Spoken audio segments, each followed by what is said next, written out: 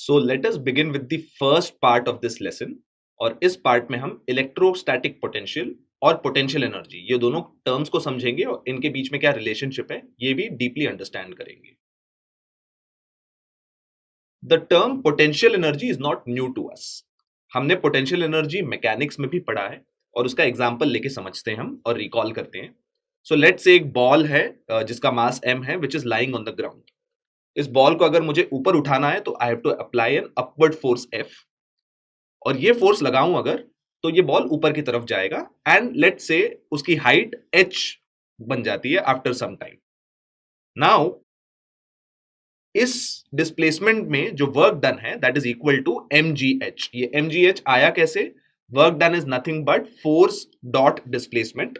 यहाँ पे force F mg के बराबर होगा बिकॉज अगर मुझे mg वेट की चीज को उठाना है तो मुझे ऑपोजिट डायरेक्शन में mg फोर्स लगाना पड़ेगा और डिस्प्लेसमेंट तो h है और इन दोनों की डायरेक्शन सेम है इसलिए the work done is mg dot h is mg into h into cos 0 which is mgh. अब ये जो वर्क डन है it is stored as potential energy in the system.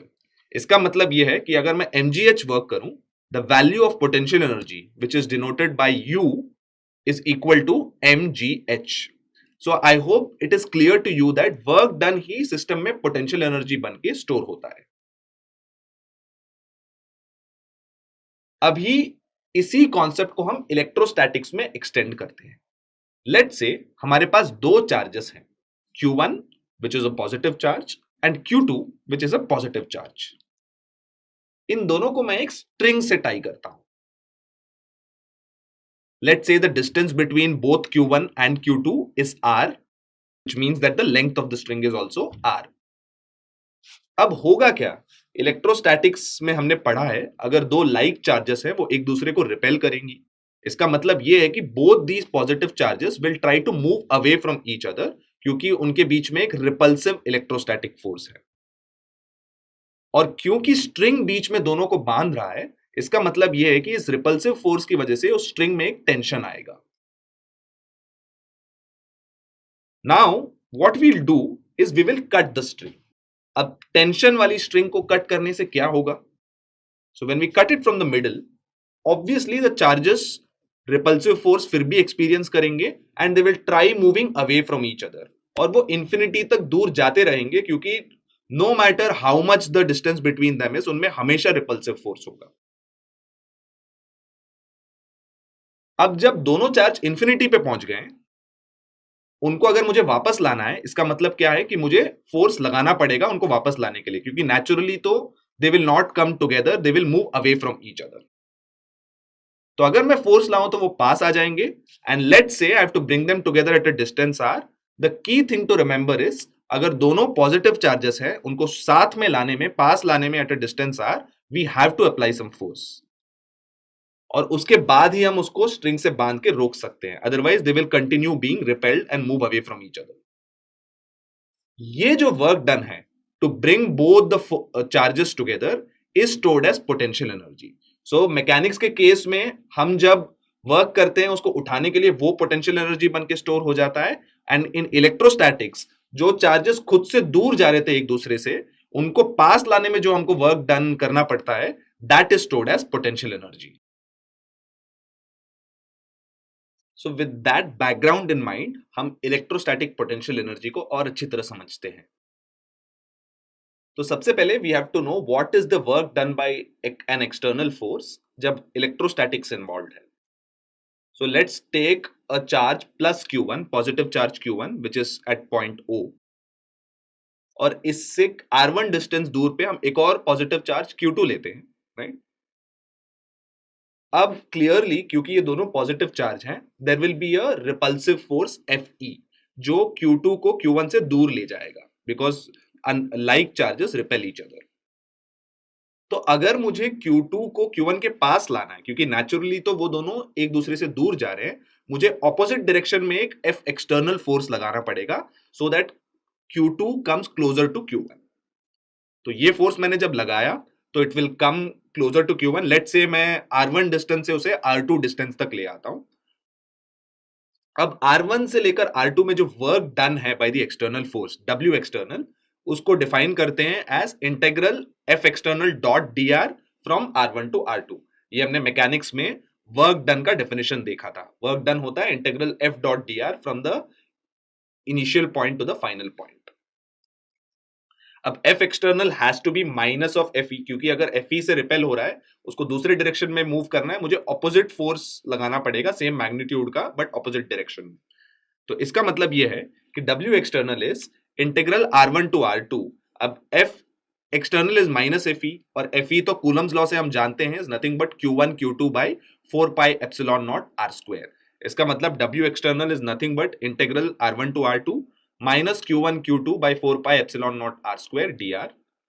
अब इसमें Q1 Q2 और epsilon not constants हैं, 4 पाई भी constant है, वो बाहर आ जाएगा।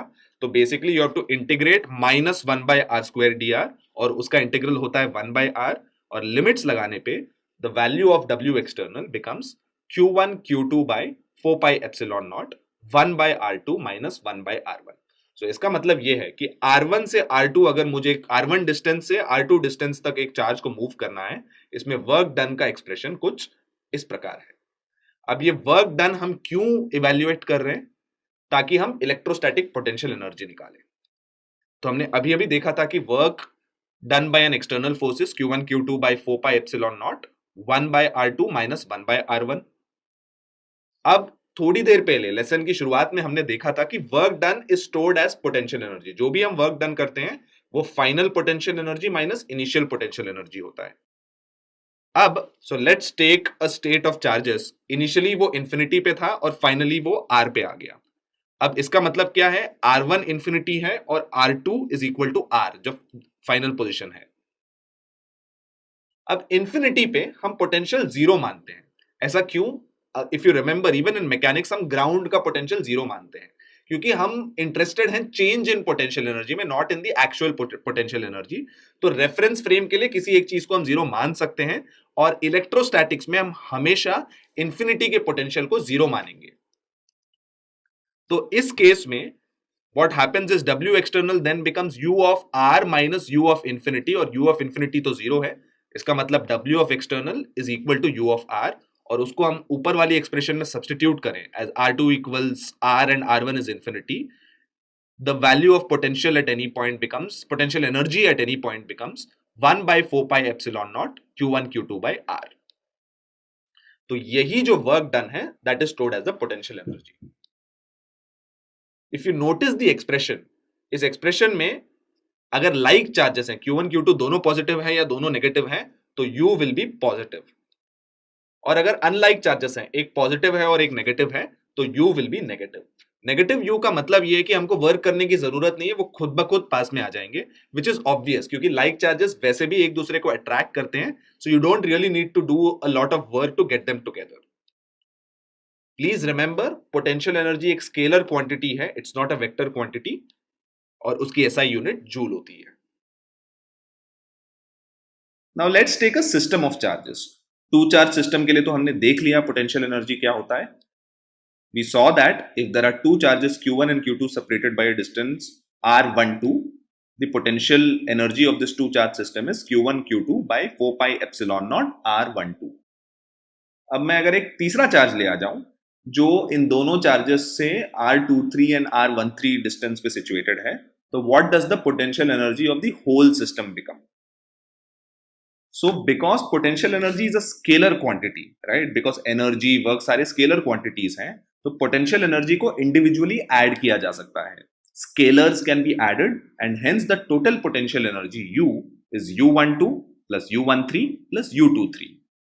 U12 क्या होगा? Q1 Q2 by 4 pi epsilon naught R12। U13 क्या होगा? Q1 और Q3 को भी वैसे ही ट्रीट करना जैसे Q1 और Q2 को ट्रीट किया था हमने, तो U13 हो जाएगा Q1 Q3 by 4 pi epsilon naught R13 and U23 would be Q2 Q3 by 4 pi epsilon naught R23। Hence three charge system के लिए हम क्या करेंगे? पेयर्स लेंगे और हर पेयर का पोटेंशियल एनर्जी निकालेंगे टू चार्ज सिस्टम के फॉर्मूले से, और सारे ऐसे पेयर्स का पोटेंशियल एनर्जी हम ऐड कर देंगे, because potential energy is a scalar quantity. अगर फोर चार्ज सिस्टम हो जाए, again you have to do the same thing. अब और थोड़े पेयर्स बन जाएंगे, इस केस में 6 पेयर्स बनेंगे, and hence the total potential energy will be the sum of the individual potential energy of each of these sets of pairs. और वो एक्सप्रेशन कुछ ऐसा बड़ा दिखेगा. Again, you can do this because potential energy is a scalar quantity.